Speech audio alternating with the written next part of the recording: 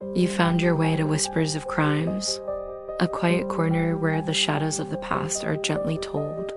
Here, we speak of real crimes and mysteries, not to shock or scare, but to wonder, to reflect, and maybe to help you fall asleep. So close your eyes, let your thoughts slow down, and come with me into tonight's case.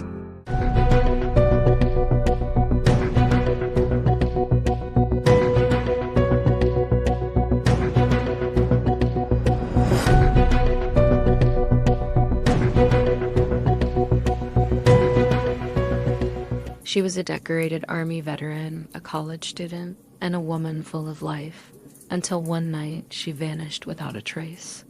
No forced entry, no signs of struggle, just silence.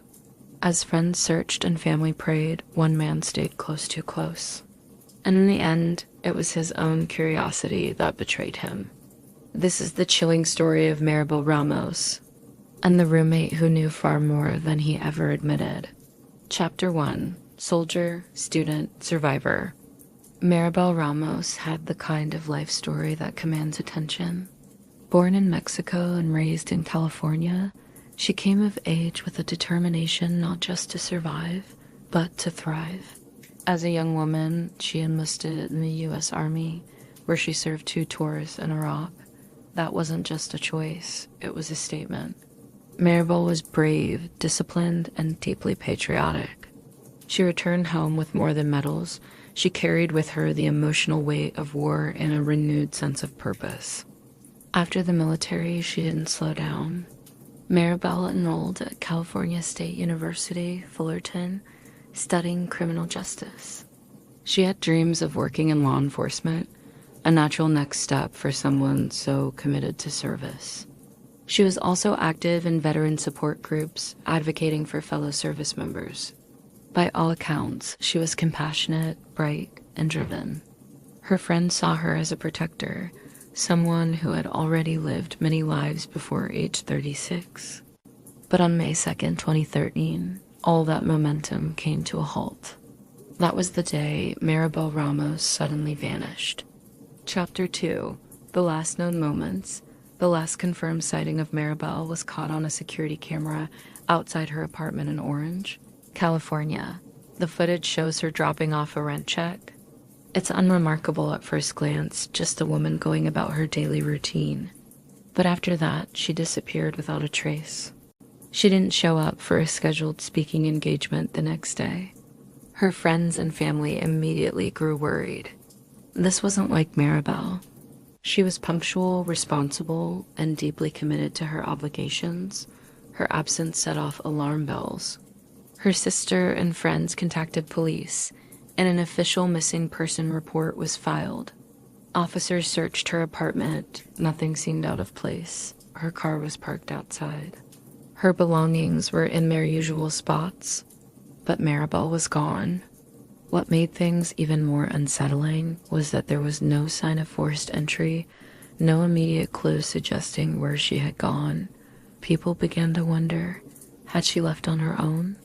Had she encountered danger outside her home?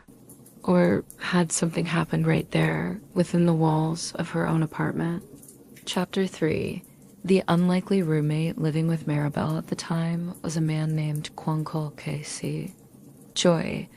At first glance, he seemed like an odd pairing for a roommate. KC was in his mid-50s, significantly older than Maribel, and their personalities couldn't have been more different. They had met through a Craigslist ad about a year earlier. Maribel needed help covering rent, and KC needed a place to stay. What began as a roommate arrangement eventually turned into a close friendship. At least from his perspective, KC became increasingly obsessed with Maribel. He often accompanied her to events, and some friends began to feel he was overstepping boundaries. According to those close to Maribel, she had become uncomfortable with KC in the months before her disappearance. He had grown possessive, reportedly getting upset when she went on dates or spent time with others. She had confided in her sister that she wanted him to move out. 2 weeks before she vanished, she told KC he needed to leave by the end of the month. He didn't take it well. Chapter 4.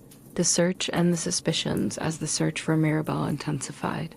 Police began to look more closely at the people around her. Naturally, Casey Joy became a person of interest. He cooperated with police, at least on the surface. He gave interviews, spoke to the media, and claimed he was just as devastated as everyone else. But something about his behavior didn't sit right with investigators. He was evasive when asked about his whereabouts. He changed his story more than once, and his online activity raised red flags. Casey had begun researching decomposition rates and GPS coordinates. Stranger still, he accessed police press releases and live news updates about Maribel's case. He even began posting on forums under anonymous usernames, speculating about what might have happened to her. Investigators started surveillance. They watched him, followed him, and ultimately got what they needed: digital breadcrumbs. One night, while using a computer at the local public library, Casey made a search that would unravel everything. He typed in a specific location, a remote area in Majestic Canyon. The next morning, police headed to the area. Chapter 5. A grim discovery on May 16, 2013, 2 weeks after Maribel's disappearance. Authorities made a heartbreaking discovery. In the remote Majestic Canyon area Casey had searched online, they found human remains. The body was hidden off a dirt path, partially buried under leaves and branches. A forensic examination confirmed what everyone had feared. It was Maribel Ramos. The condition of the remains made it difficult to determine the exact cause of death, but the circumstances were clear enough. This was no accident. This was murder. And the man who led police to her body without realizing it, Casey Joy. It was the final piece of the puzzle. Chapter 6. The Trial of Casey Joy. Casey Joy was arrested and charged with second-degree murder. His trial began in 2014, and prosecutors laid out a chilling narrative. They argued that Casey killed Maribel in a fit of rage after she told him to move out. His obsession had boiled over into violence. Defense attorneys attempted to cast doubt on the case, arguing there was no clear cause of death, no physical evidence directly linking Casey to a murder.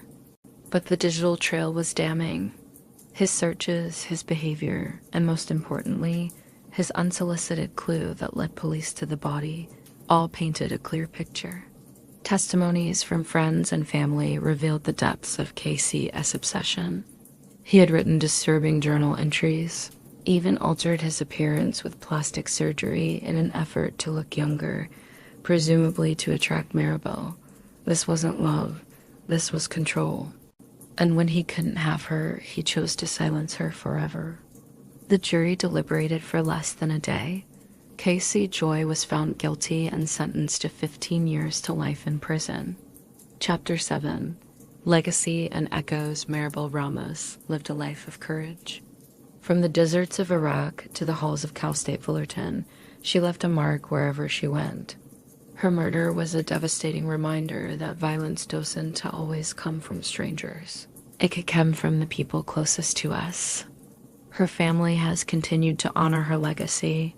Scholarships were created in her name. Veteran groups remember her as a sister in arms. And for many women, her story is a haunting echo, a warning about hidden danger behind friendly smiles and so-called nice guys. Casey Joy remains behind bars. He maintains his innocence, but the evidence and the silence he tried to cover with lies speaks louder than his denial. Maribel's story isn't just about a crime. It's about trust, obsession, and the high cost of ignoring the red flags we sometimes want to explain away. She deserved more time, more life, more peace. And in telling her story, we make sure she's never forgotten. That's all for tonight's story. Another thread in the web of true crime, quietly unraveling as the night goes on. If you're still with me, thanks for listening. And if sleep has already taken you, may your dreams be peaceful and your mind at ease. I'll be here next time by the fire with another story waiting to be told. Good night. And don't forget to lock your doors.